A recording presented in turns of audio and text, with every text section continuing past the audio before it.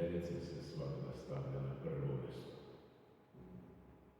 Na njenom oltaru nikad se nisu gasile svetike i srpska reč u njoj nikad ne beše umukla.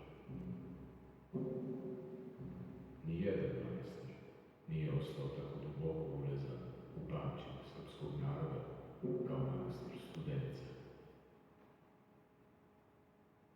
Manastir Studenica vezan je za ime osnivača srpske države, velikog župana Stevana Nemanje.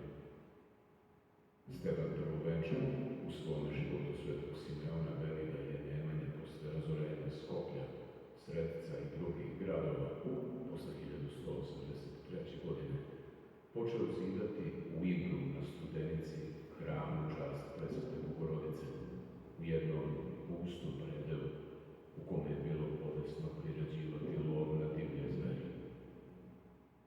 On se beše zavetovao